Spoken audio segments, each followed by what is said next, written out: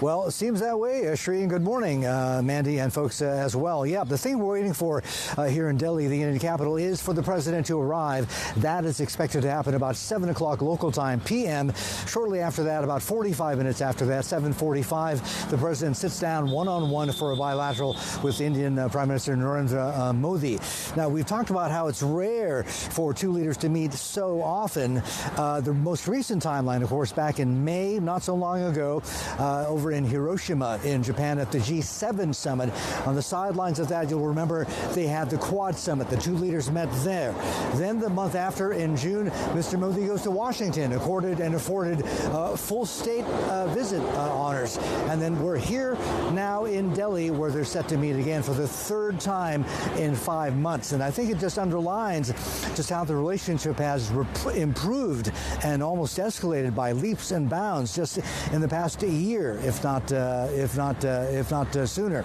So that's something we're watching. Now, we were also remember comparing and contrasting this G20 summit in Delhi to the previous one, the last one, 9 months ago in Bali, and we were there as well, and how that summit got hijacked. And remember, G20 is supposed to be a forum and a grouping for economic matters, but the Bali summit got hijacked by geopolitics, the Russia-Ukraine war. We had purportedly Russian missiles fired into Poland, and the whole meeting became almost a de facto G7 mini summit there.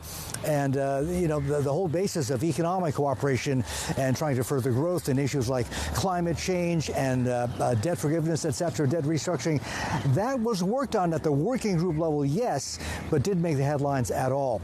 This year, this summit in Delhi, the whole event threatens to be overshadowed, actually, by Prime Minister Modi and by India. And we talk about how he's been attracting a lot of criticism from the opposition and generally critics, saying that he's using this event as almost a way to start campaigning early for elections here in India, which are likely to be held in about 8 or 9 months or so.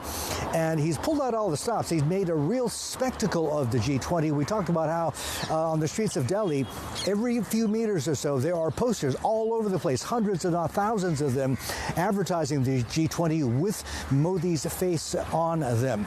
And in terms of making a spectacle of it,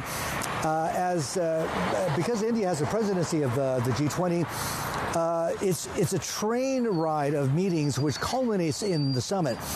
And this year in India, this is an interesting statistic. They've had 200 run-up meetings at lower levels, let's say trade and the like. We've never seen that kind of number of meetings before in the run-up to any G20 summit. So in a phrase, in a word, Evan Feigenbaum over at the Carnegie Endowment summed it up. He basically said, look, this is India's moment, no doubt about it. Take a listen. I think the most important thing to say is the way India is going to try to leverage technology to showcase its global leadership at the G20. The best example is digital public infrastructure, where India used a personal identification number and a digital stack called India Stack to basically bring millions of people who are outside the organized financial system into the financial system, and the unbanked became banked.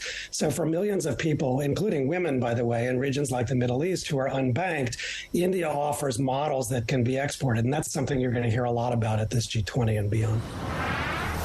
Evan Feigenbaum there from the Carnegie Endowment. And the key phrase there, I think, that was not said but was implied was financial inclusion. Very important if you're trying to grow a country as big as India with more than 1.4 billion people. Don't forget, it's overtaken China in terms of number of people, the size of the population. And financial inclusion would help to be one of the factors helping to lift them higher up the socioeconomic ladder and the scale in terms of per capita income. Guys, back to you.